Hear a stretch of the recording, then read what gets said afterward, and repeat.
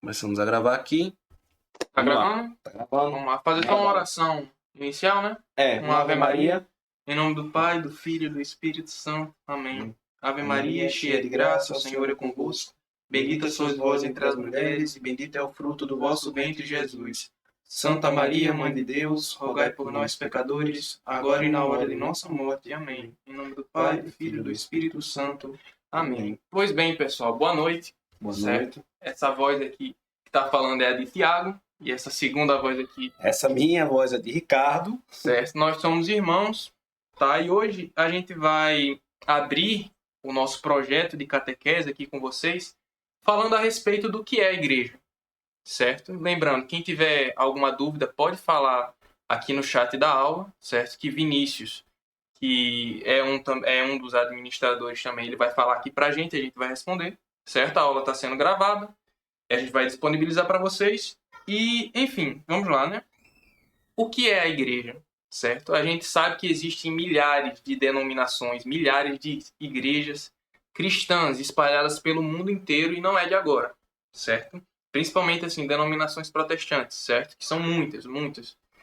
Sendo que o que caracteriza, essencialmente, uma igreja, certo? O que faz uma igreja ser, de fato, uma igreja? Bem, o que alguns podem dizer é um CNPJ, certo? Uma placa denominacional, né? Ah, vou criar a minha igreja, sei lá, a Igreja do Espírito Santo. Aí, enfim, eu abro minha igreja e pronto, agora eu tenho uma igreja que é propriamente minha.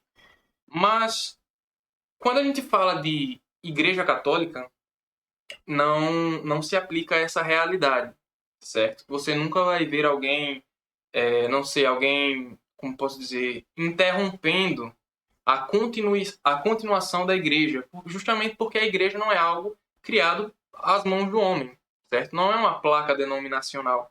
A gente vai ver mais para frente, no decorrer dos slides, que a igreja é uma extensão, certo? E a extensão do próprio Cristo, que é o fundador da igreja. É quem instituiu a igreja e confiou aos seus apóstolos continuarem com essa missão aqui na Terra até que ele retornasse, até que ele voltasse. Então, se é que a gente pode dizer que a igreja vai ter um fim, entre aspas, será quando nosso Senhor voltar e levar com ele justamente a sua igreja para o céu, certo? Então, passando bem rapidinho aqui, o que é a igreja, certo? É uma instituição divina. É aquilo que nosso Senhor instituiu aqui na Terra, certo? E mais para frente, em outros encontros, a gente vai ver que essa igreja se divide, entre aspas, em igreja triunfante, igreja militante e a igreja padecente. A gente vai ver melhor isso daí um pouco mais para frente, mas enfim, a definição de igreja é essa, a instituição divina instituída por nosso Senhor e que pode-se dizer também que é a sua própria extensão aqui na Terra. Quando se fala de igreja católica, a gente sempre fala, por exemplo, a igreja é contra isso daqui. A igreja já se posicionou a respeito disso. E quando a gente fala a igreja, a gente está falando da igreja católica. Isso daí é sabido por todos, né? Sempre que os protestantes, por exemplo, falam a igreja não concorda com isso, a igreja faz isso, né? Ainda que ele não diga a igreja católica, mas justamente pelo fato de ser a igreja, ou seja, ser a única igreja verdadeiramente instituída por nosso Senhor, já dá a entender que a igreja é a igreja católica, certo? Então, aqui a gente tem uma passagem, certo? A clássica passagem de Mateus 16, 18, que eu acredito que a maioria aqui de vocês devem conhecer, certo? Onde Jesus nos fala: eu te declaro, tu és Pedro, e sobre esta pedra edificarei a minha igreja. As portas do inferno não prevalecerão contra ela, certo? É uma passagem muito conhecida, é uma passagem também muito distorcida pelos nossos irmãos não católicos, mas, enfim, aqui claramente nosso Senhor institui, certo? Ele nos promete, primeiramente, ele diz que vai instituir uma igreja, certo? Que ele estará fundando uma igreja. E depois ele nos faz uma promessa, que as portas do inferno não irão prevalecer contra ela. Isso significa que os membros da Igreja Católica, que os católicos não irão pecar nunca? Não, não significa. Isso significa que os católicos eles não vão fazer besteira no decorrer da história? Não, não significa. Significa somente que, apesar como o padre Paulo Ricardo fala, né? Apesar das tempestades, apesar de várias heresias no decorrer da história, apesar das perseguições, absolutamente nada vai destruir a igreja. Nada daquilo que é ruim, nada daquilo que é mal vai prevalecer contra a igreja, porque nosso Senhor assim nos prometeu. E bem, está a prova aí até hoje, né? A única igreja de 2000 anos que permanece ininterrupta no decorrer da história, apesar das revoluções, apesar das heresias, das perseguições, enfim. Então, entendemos primeiramente aqui, de forma resumida, que a igreja é instituída por nosso Senhor e é a sua continuação aqui na Terra. Certo? Pode passar o slide, cara. Quer dar algum comentário? Pode seguir.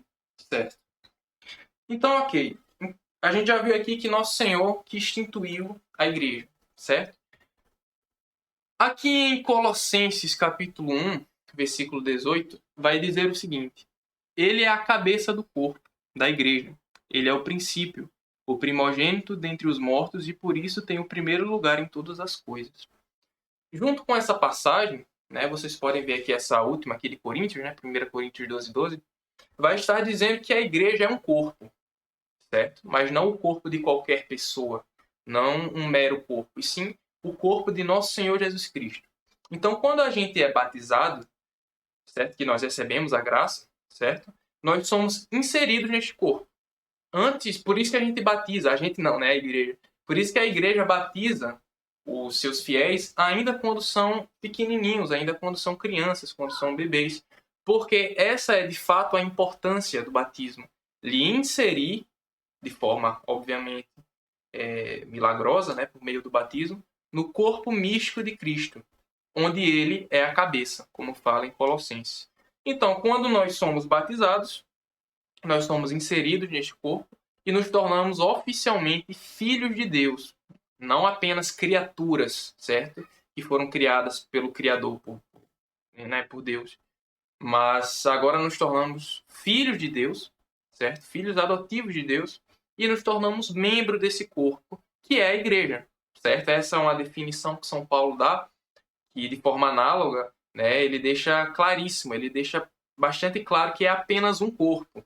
Né? Lembra aquilo que eu falei, que há somente uma igreja, por isso que se fala a igreja. Porque há somente um corpo, certo? Não, o corpo de Nosso Senhor não é um corpo mutante, com vários membros a mais, com várias extensões, não, é apenas um corpo. E esse corpo, essa sua extensão, é justamente o que chamamos de Igreja Católica. Tá? Então, quando nós somos batizados, nós nos tornamos oficialmente membros deste corpo místico de Cristo, certo? A igreja é o corpo de nosso Senhor que se estende até os dias de hoje aqui na Terra. Pode passar, Ricardo. Quer acrescentar alguma coisa também? Tá. Lembrando, pessoal, quem tiver alguma dúvida, se eu estiver falando rápido demais, certo? Pode digitar aí no chat da aula, que Vinícius vai me alertar aqui justamente para eu responder a dúvida, certo? Então, ok, a igreja é o corpo místico de Cristo, certo? É a extensão do próprio Cristo aqui na Terra que permanece vivo na sua igreja. E aqui eu trago uma passagem, certo? A gente traz uma passagem que ela é muito interessante, porque ela mostra como que a igreja católica, certo? Desde sempre, como que a igreja sempre esteve intrinsecamente ligada a nosso Senhor Jesus Cristo, até mesmo quando ele não estava mais presente aqui na Terra. Saulo, para quem não sabe, é o apóstolo Paulo, certo? Mas ele passou a se chamar Paulo depois da sua conversão. Antigamente ele se chamava Saulo, certo? A gente na Bíblia, a gente vê várias mudanças de nome, né? A gente já viu isso com Pedro, a gente já viu isso daí com Abraão, com o próprio Paulo. Então, enfim, Paulo, sempre que a gente fala aqui de Saulo, a gente vai estar falando do apóstolo Paulo, certo? Nessa passagem de Atos dos Apóstolos, capítulo 9, do versículo 3 ao versículo 5, vai contar um pedacinho da conversão de Saulo, certo? Que até então se chamava Saulo, né? Ainda não era convertido. E Saulo, ele não era cristão, certo? Você tem aí, isso daí é o cristianismo primitivo, né? É aquilo que está registrado na Bíblia, logo o início. Você tinha a expansão da comunidade cristã, né? As pessoas que eram discípulos dos próprios discípulos e estavam aprendendo, de fato, o cristianismo. O cristianismo estava nascendo ali. E você tinha, por outro lado, os judeus, você tinha os romanos, né, que por muito tempo perseguiram essa comunidade cristã, logo no seu início. E Saulo era um desses perseguidores, certo? Paulo não somente perseguia os cristãos, mas também os matava, certo? E tem um filme muito interessante também, chamado O Apóstolo Paulo, se eu não me engano, O Apóstolo de Cristo, algo assim, que ele ilustra muito bem a história de Paulo. E o que acontece? Paulo ele perseguia a comunidade cristã por inteiro, certo? Era um grande perseguidor dos cristãos, da igreja. Até que ele não viveu, certo, no tempo de Jesus. Ele não chegou a conhecer pessoalmente Jesus. E no seu caminho a Damasco, ele vê uma luz na frente dele, que essa luz era o próprio Cristo, certo? Quem envia essa luz é Jesus. E essa luz fala com ele, certo? Uma voz fala com ele e o deixa cego por meio dessa luz. E aí que está a grande questão, né? Que nosso Senhor fala: Saulo, Saulo, por que me persegues? Mas veja, como que Saulo poderia perseguir Jesus se Jesus já não estava mais presente aqui na terra? Se Jesus já havia subido, como é que Saulo estaria perseguindo Jesus se nem o conhecia pessoalmente? E aí que está a grande chave dessa passagem. Porque quando Saulo perseguia a igreja de Cristo, era o próprio Cristo que Saulo perseguia. Então, quando a gente se distancia da igreja, quando a gente recusa a igreja, é o próprio Cristo que nós estamos recusando. É o próprio Cristo que nós estamos rejeitando. Isso porque, como vimos, a igreja é o corpo místico de Cristo. Então, é a sua própria extensão aqui na Terra.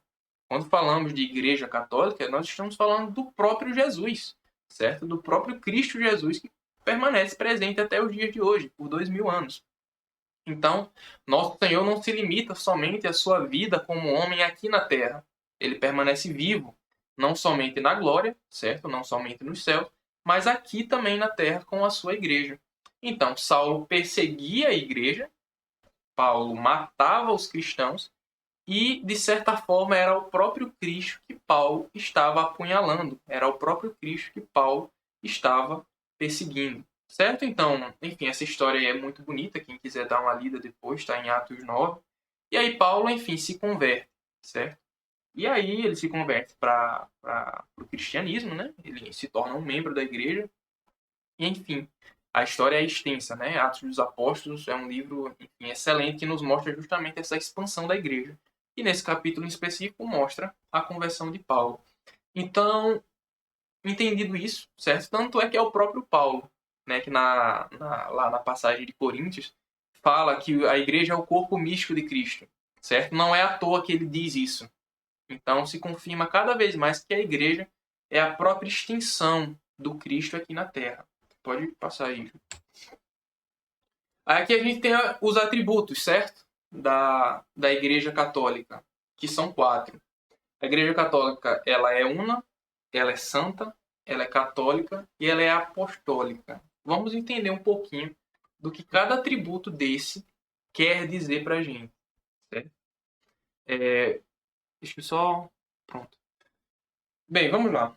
A gente viu que Nosso Senhor institui a Igreja Católica, certo? E justamente por ser uma instituição divina, ela, por sua própria natureza, ela precisa ser santa. Concorda comigo? Não teria como Jesus criar alguma coisa, fundar alguma coisa que houvesse mácula, certo? Que houvesse nem que fosse um pequeno resquício de pecado, porque tudo que nosso Senhor faz é perfeito. Então a igreja, por sua própria natureza, ela é perfeita, certo? Ela não tem pecado, ela não tem mácula alguma. Então é até bom esclarecer isso daqui, porque infelizmente muitas pessoas elas se confundem às vezes, certo? Não é porque a igreja tem pecadores que a igreja é pecadora também, certo? Entendam aqui a igreja, vou fazer uma pequena analogia aqui para ilustrar melhor. Entendam a igreja como um núcleo, certo? Um núcleo gigantesco que abriga todos os fiéis, que abriga todas as pessoas. Quando um fiel ele se aproxima mais ainda desse núcleo, mais ainda dessa igreja, ele caminha para uma santidade maior. Ele se santifica ainda mais, como assim fizeram os santos, como assim fizeram os apóstolos, que jamais negaram a igreja. Porém, quando o fiel ele se distancia da igreja, ele cada vez mais vai saindo desse núcleo. A gente vê isso aí no decorrer da história de, enfim, traidores, né? Pessoas que traíram a igreja, pessoas que levantaram revoluções e heresias contra a igreja. Essa pessoa não está agindo em nome da igreja, certo? Ele está simplesmente se distanciando da igreja, fazendo uma coisa que a igreja sempre foi contra, fazendo uma coisa que a igreja sempre condenou. Então não é porque, sei lá, bispo tal cometeu tal crime que a igreja também está cometendo esse crime. Não, o bispo é o bispo, a igreja é a igreja, certo? Então sempre que um fiel ele se distancia da igreja, é do próprio Cristo que está se distanciando. Então a igreja nada tem a ver com aquilo que o fiel cometeu, certo? Então, por que católica? Certo? Por que é a igreja católica? Bem, católica, esse nome, esse termo católico, foi utilizado pela primeira vez por um bispo, certo? Chamado Santo Inácio de Antioquia, lá por volta do século II, mais ou menos. E Santo Inácio, ele foi um mártir, certo? Ou seja, ele foi entregue à morte para defender a fé da igreja, a fé de sempre, a fé de 2000 anos. E antes de ser entregue, ele escreveu aos eminenses. E ele fala o seguinte: onde está Cristo Jesus, aí está a Igreja Católica. Isso lá no século II, mais ou menos, depois de Cristo, né? Então já faz um tempão.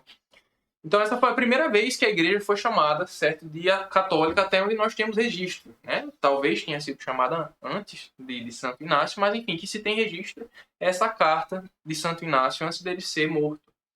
E o que quer dizer católica? Certo? Acredito que a maioria aqui saiba, mas para quem ainda não sabe, católica significa universal, certo? É uma palavra que provém do grego. E quando nós falamos de igreja católica, nós queremos falar justamente disso. A igreja universal que está fundada, que está, assim, sua sede, né? Ela está localizada em Roma. E a igreja de Roma, que também é católica, certo? Que é a igreja católica, a sua sede está lá. Ela está em comunhão com todas as outras igrejas do mundo. Com a igreja católica aqui no Brasil, com a igreja católica lá na Inglaterra, com a igreja católica lá na França, com a igreja católica na Espanha, enfim. Todas essas comunidades católicas espalhadas pelo mundo inteiro estão em comunhão com Roma. Que a gente vai ver mais para frente também o porquê de ser Roma. Mas todas as igrejas católicas do mundo inteiro estão em comunhão, estão ligadas a Roma. Todas são uma só, então é universal. É a igreja que abrange todas as igrejas no mundo inteiro, certo? Independente de qual continente esteja, independente de qual seja o rito, né, utilizado. Enfim, é a mesma e única igreja, é a igreja universal, certo? Que é a católica, é isso que quer dizer, é isso que significa católica. E é uma só igreja, né? A gente já viu um pouco disso, mas é apenas uma, certo? A igreja ela é uma, porque é uma instituição instituída por Nosso Senhor, é apenas um corpo, como fala ali na passagem de Efésios 2:20, há uma só fé, de tal forma que também há um só Senhor. Então há uma só igreja, concorda? Não tem como ser várias igrejas com fés diferentes, cada uma dizendo ser a certa. Bem, isso aí não existe, né? A igreja católica ela é diferente das demais justamente por isso, porque ela é única, ela é só uma, certo? Durante 2000 anos. Então, a igreja é una, a igreja é santa, como vimos, né? Instituída pelo próprio Cristo, né? O corpo do próprio Cristo, que não há pecado algum, que não há mácula alguma. Ela é apostólica também, por quê? Porque Nosso Senhor confiou justamente aos 12 apóstolos, certo? Que levassem, certo? Que continuassem com a sua missão aqui na Terra, que era de evangelizar e batizar todas as pessoas em nome do Pai, do Filho e do Espírito Santo, uma passagem bastante conhecida também. Então, assim os apóstolos fizeram, certo? Infelizmente, muitas pessoas têm uma mentalidade de que, pronto, acabou ali, certo? A história acabou quando Jesus subiu aos céus, mas não é assim, certo? Os apóstolos eles foram instituídos por Nosso Senhor, ou seja, se tornaram autoridade para instituir outras pessoas, e assim eles fizeram, né? A gente falou aqui de Santo Inácio de Antioquia, que foi discípulo de São João, né? Você tem aí Clemente, que foi o nosso quarto papa da igreja, ele foi discípulo de São João e de São Pedro também. Então, enfim, os apóstolos, eles foram fazendo discípulos, certo? Até que a gente retrocedendo um pouco, de forma cronológica nessa sucessão, a gente vai ver que de Pedro, certo? Aqui vou usar aqui o exemplo dos papas, né? Que Pedro foi o primeiro papa. A gente vai ver que o apóstolo Pedro, ele teve um sucessor, que foi São Lino, que teve um outro sucessor, que foi Anacleto, que Anacleto teve um outro sucessor, que foi Clemente, e assim por diante até chegar no Papa Francisco, certo? Então, quando o Papa Francisco ele renunciar ou acabar o seu pontificado, vai vir outro sucessor, certo? Tal como foi com Pedro, Lino, Anacleto. Então, a Igreja Católica ela obedece uma sucessão, certo? As pessoas que foram instituídas pelos apóstolos o sucederam até o ponto de estarmos hoje como, até o ponto de estarmos hoje com o Papa Francisco e com os demais bispos, certo? Não se engane. A sucessão apostólica ela não se limita somente à sucessão papal, mas ela também abrange a sucessão dos bispos, a sucessão dos padres, né? Enfim, o clero inteiro. Esse clero provém justamente da fonte, certo? Provém justamente dos apóstolos. Então é uma igreja que continua o trabalho dos apóstolos, porque os apóstolos assim o fizeram, certo? Fazendo discípulos, enfim. E, pois bem, acho que deu. Tem alguém digitou alguma coisa aí? Não, por enquanto não. Certo. Se eu estiver falando muito rápido, pessoal, se estiver confuso, pode falar aí no chat, certo? Que a gente responde aqui as perguntas. Mas só para vocês entenderem a origem da palavra católica, né? Tardiamente, né? No latim tardio, conhecido como católicos, né? Ele vem do grego, né? Católicos, né? Que significa mais ou menos assim, separando o elemento kata, que é entendido como sobre ou em relação a, e holos, que é interpretado como total ou tudo, né? Com uma raiz ali no indo-europeu, né, sol, tudo, né, ele vem acompanhado do sufixo ismo, para indicar que há uma doutrina, né, há todo um ensinamento, né, deixado, né, para que vocês possam fixar bem. Então, vamos lá. No latim, é conhecido como católicos, né, mas no grego é católicos, né, tem um acento no O, com K, isso, né? E separando kata, que é entendido como sobre, né? Ou em relação a, e holos, que é total ou tudo. No geral, você pega a construção da palavra e você percebe que significa universal, né? Resumindo, a igreja universal, né? E não a protestante. Aquilo dali é coisa do inimigo. Ali é um banco. Aquilo dali a gente pode dizer, não sei nem o que a gente pode dizer que é. Mas, enfim, quando se fala de igreja católica, né, a gente está falando justamente dessa universalidade, certo? De 2000 anos, que abrange todas as comunidades católicas no mundo inteiro. Todas as igrejas são católicas, certo? Quando a gente fala, como a gente viu no início, né? Igrejas que são verdadeiramente, essencialmente cristãs são somente as igrejas, as comunidades católicas, certo? Mas quando a gente fala da igreja universal, nós falamos a igreja, só há uma igreja, que é a igreja católica. Ainda deixei aqui, né, uma passagem de 1 Timóteo, capítulo 3, versículo 15, que nos mostra também um pouco disso que a gente viu, né, da igreja como um núcleo, que não erra, que não peca, certo? Que é infalível, e que sempre que algum membro faz alguma cagada, sempre que algum membro faz besteira, né, peca, faz alguma coisa errada, ele se distancia da igreja. Então não é a igreja que erra, não é a igreja que está pecando, e sim um membro, certo?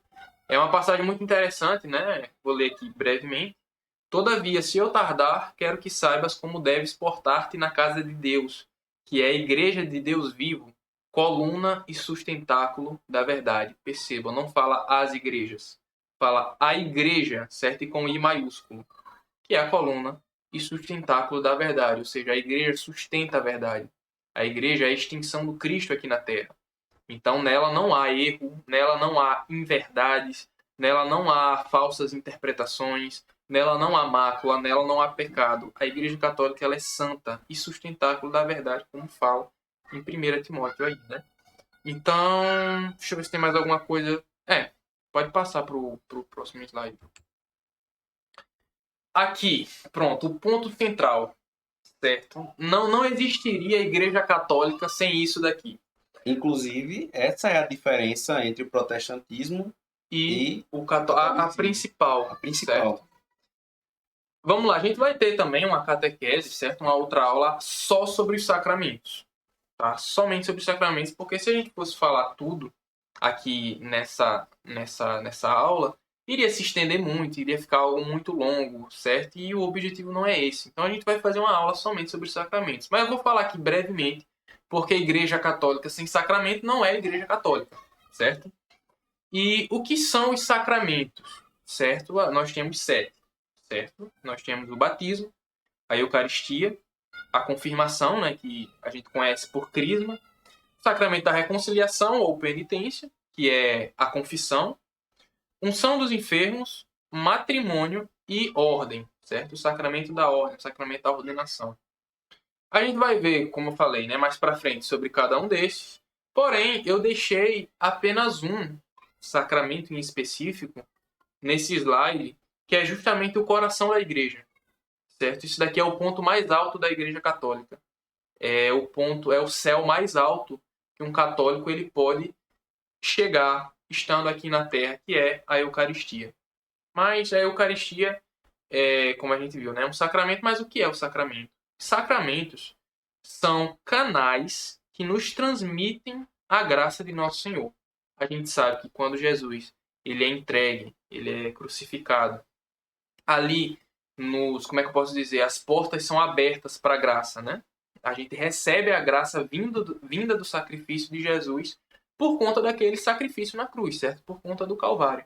Então, esses sacramentos, esses 7 que eu citei, são canais que transmitem essa graça, são canais que nos concedem essa graça, certo? Por isso que existe o batismo, por isso que existe a Eucaristia, por isso que existe a confissão, né, para a gente receber a absolvição dos pecados, porque tudo provém da graça. Então, esses sacramentos, eles nos transmitem, certo? Eles nos passam essa graça dada por Nosso Senhor na cruz. E, como eu falei aqui, né, a gente pegou só um sacramento, que é o mais importante, sem dúvidas, né, como fala São Tomás. E é o sacramento mais belo, é o sacramento mais importante, é o maior de todos os sacramentos, porque é o próprio Cristo presente na hóstia, né? Na hóstia consagrada. Vocês podem ver aqui nessa imagem, certo? Jesus segurando uma hóstia, certo? Para quem porque tem pessoas que não são católicas aqui nessa chamada. Então, para quem não sabe, quando a gente fala hóstia, a gente está falando desse pãozinho, certo? Que Jesus está segurando ali na mão, tá? E esse pãozinho, né, essa hóstia, eu não vou falar pãozinho porque, pelo amor de Deus, essa hóstia consagrada é o próprio Cristo, certo? Mas como assim é o próprio Cristo? A gente vai entender isso quando a gente lê a passagem de Lucas, certo? Que a gente deixou ali, Lucas 22:19. A passagem da Santa Ceia, também muito conhecida, né? A gente escolheu essa daí por ser justamente as palavras da consagração que o sacerdote ele repete, né? Para a hóstia deixar de ser hóstia e se tornar o corpo de Cristo. E aí Nosso Senhor fala o seguinte: tomou em seguida o pão e depois de ter dado graças, partiu e deu-lhe, dizendo: isto é o meu corpo, que é dado por vós. Fazei isto em memória de mim. Essas daqui são as palavras da consagração e Nosso Senhor, como vocês podem ver, né? Ele manda que se faça isso, certo?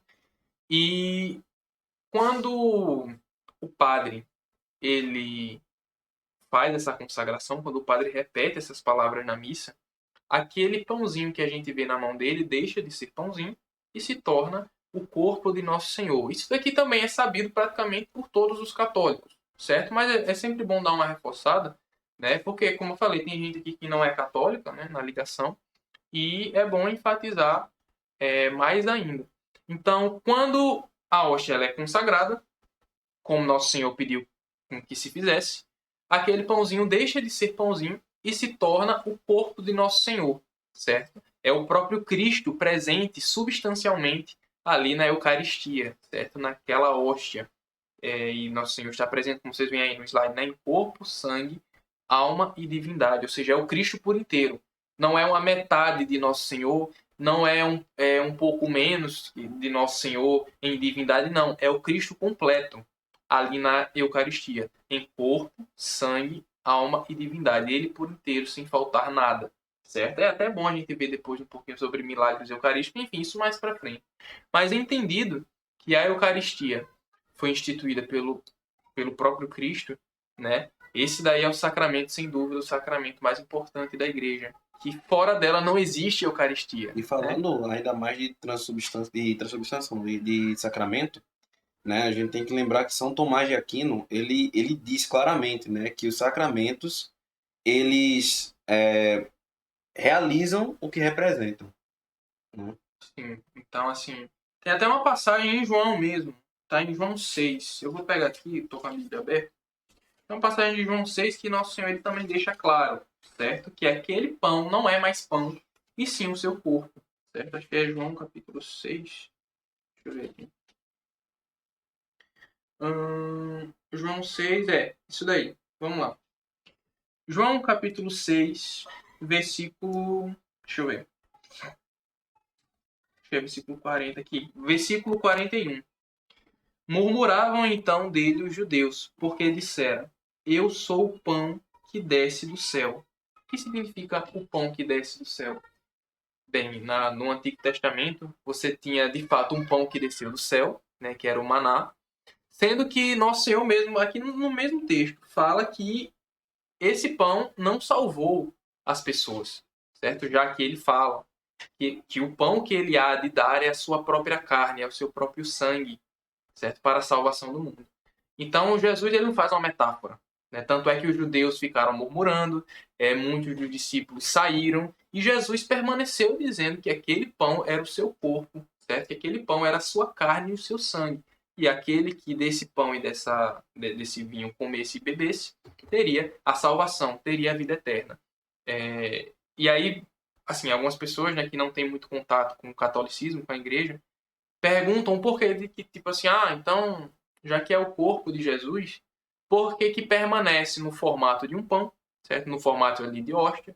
Por que que permanece com aspecto de hóstia, né, de pão? Por que que tem cheiro de pão? Por que que tem gosto de pão? Bem, isso daí é muito simples de responder, certo? Porque justamente por se tratar de um milagre, Jesus ele quer estar presente substancialmente. Jesus não quer estar presente nos acidentes, certo? O nome dado para o cheiro, para o gosto do pão é justamente esse, acidentes. E Jesus quer estar presente ali fisicamente, mas em substância. Por isso que se chama transubstanciação. Jesus ele não quer estar visivelmente presente como se fôssemos canibais. Não tem nada a ver com isso. Certo? Tanto é que nos primeiros séculos os cristãos eram chamados sim de canibais, justamente porque sempre repetiram o que Nosso Senhor havia dito, né? Que aquele pãozinho era a carne de Nosso Senhor. Então, a Eucaristia não nos deixa dúvidas que é o próprio Cristo ressuscitado ali em formato de pão, certo? Para a salvação do mundo inteiro. Então, fora da Igreja Católica, você não vai encontrar isso. Você não vai encontrar esse sacramento, você não vai encontrar o coração da Igreja, que por ser o coração da Igreja, só pode estar presente na Igreja, né? Na Santa Igreja Católica. Isso daqui é um tema um pouco complicado, certo? Mas a gente não vai se aprofundar nisso nessa aula. Eu só estou falando bem resumido, tá? Para uma próxima aula, porque vai pegar questões metafísicas, vai caramba, da dicção tá pau. Vai pegar um pouco de questões teológicas, questões históricas. A gente vai analisar os documentos patrísticos dos primeiros padres da igreja falando a respeito da Eucaristia. A gente vai ver documentos dos santos, enfim. Isso daqui é realmente só para ser uma introdução mesmo. Tá? Não precisam se preocupar se não entenderam essa questão da Eucaristia agora. A gente Até vai ver isso porque depois. eles estão ouvindo palavras que talvez eles nunca tinham ouvido antes, tipo transubstanciação, substante, Acidentes. acidente. Isso tudo a gente vai aprofundar posteriormente, no decorrer das aulas, para vocês entenderem. Porque, como o Thiago falou, esse é um tema muito complicado. Na cabeça de vocês ainda pode estar embananando, tipo, mas como assim? Eu vejo ali a hóstia consagrada, mas eu não entendo como que Cristo está ali. Então, a transubstanciação é justamente esse processo, mas aí vocês vão entender posteriormente para não acabar embananando a cabeça de vocês. Fiquem tranquilos que isso daí a gente vai ver mais pra frente, certo? Isso aqui é só uma introdução pro que é igreja, né? E igreja sem Eucaristia não é igreja, certo? Pode passar aí o slide. Pois bem, já encerrou? Já. Caramba, foi quanto tempo? Foram quase 40 minutos, mais ou menos. Certo. Pois bem, aqui tem a imagem de São Tomás, eu perco tudo com essa imagem. Mas e a frase, né, que eu falei, de Santo Inácio? Onde está Cristo Jesus, aí está a Igreja Católica. Essa daí é uma frase linda, é uma das minhas preferidas. Eu fiquei, inclusive, em dúvida de colocar ou essa daí de Santo Inácio ou colocar aquela outra de Santo Agostinho. Eu não creria nos evangelhos se a isso não me levasse à autoridade da Igreja Católica. Então, resumindo aqui, pessoal, tu só volta lá na primeira imagem? Na primeira eu volto. Ah, detalhe. Tá vendo o rosto assustado do Santo Tomás de Aquino? É exatamente essa mesma cara que ele fica quando vocês batem palma na missa, tá? Calma, filho, calma. Isso daí a gente vê depois. Tô brincando. Quer dizer, mais ou menos. Resumindo, pessoal, resumindo. A Igreja Católica é diferente dessas demais igrejas porque ela não é uma placa denominacional. A igreja não é algo criado pelo homem. A igreja é algo criado pelo próprio Cristo e deixado por ele aqui na Terra.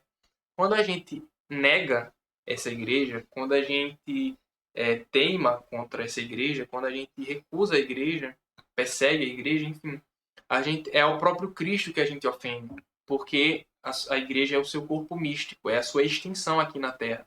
Então, sua igreja permanece viva tal como o Cristo permanece vivo também, certo? Então, enfim, a gente vai disponibilizar, certo? Todos esses materiais. Foi até mais rápido do que eu pensei que fosse dar mais de 1 hora. Mas, enfim, foi uma aula introdutória para nossa catequese, certo? Então, acho que deu para todo mundo entender. Acho que deu para todo mundo entender. Alguém perguntou alguma coisa, tu viu? Guilherme tava digitando alguma coisa, não sei se já saiu a mensagem dele, tá? Substância é a identidade da coisa, acidente é a aparência da coisa. Perfeito, Guilherme. Perfeito, Guilherme. Sobre a questão da transubstanciação na Eucaristia, né? É isso daí mesmo. Por exemplo, deixa eu fazer aqui um exemplo rápido que eu sempre falo, que eu sempre uso esse exemplo quando eu estou conversando com alguém a respeito da Eucaristia. Qual seria a substância? Qual seria a essência do homem? A sua racionalidade, certo? A gente sabe que o homem é diferente das demais criaturas porque ele é racional. Ele possui essa sua essência de razão. O que difere de um cachorro, de uma tartaruga, de uma planta, de um livro, enfim. O homem é uma criatura racional. A sua essência, a sua substância é a racionalidade. E quais seriam os acidentes do homem? Bem, seus aspectos físicos. Se ele é gordo, se ele é negro, se ele é branco, se ele é pardo, se ele é rosa, enfim, tudo aquilo que for seu aspecto físico são os seus acidentes. E tudo aquilo não, né? E aquilo que essencialmente faz o homem ser homem, que é a sua racionalidade, é justamente a sua substância. E assim Nosso Senhor faz com a Eucaristia, certo? Ele altera a substância e permanece com os acidentes ali, né, escondidinho, né, na Eucaristia e se entrega por todos nós. Um detalhe muito interessante também é que ele está presente substancialmente na Eucaristia, né, também como homem ressuscitado. Né? É um detalhe muito importante frisar, né, que Cristo está presente substancialmente ali, né, durante o processo da transubstanciação, como um homem ressuscitado, né, já que ele veio também como homem, só que ao mesmo tempo na condição de Deus. Exatamente. E, enfim, né, a Eucaristia, gente, é o coração da Igreja Católica, certo? Quer atacar a Igreja Católica, fale da Eucaristia, porque é o coração, é assim, aquilo que deixa a Igreja viva, né? Sem Eucaristia não tem como, é impossível existir Igreja falou uma coisa Católica. bem interessante também, ele disse é um sacrifício indolor. Exatamente, né? Indolor ou incruento, que se chama, certo? Que é a mesma coisa que a gente vê na missa, certo? O que caracteriza a missa é justamente o sacrifício de Nosso Senhor.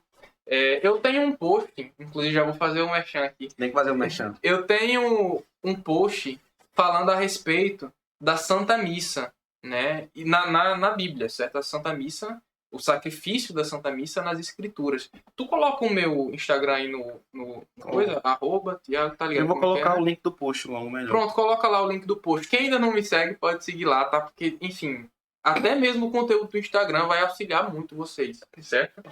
Então, enfim, gente, é isso. Eu queria ressaltar uma coisa, que assim, a igreja, ela é um grande mistério, por conta disso que você falou, de ser a extensão do corpo de Cristo.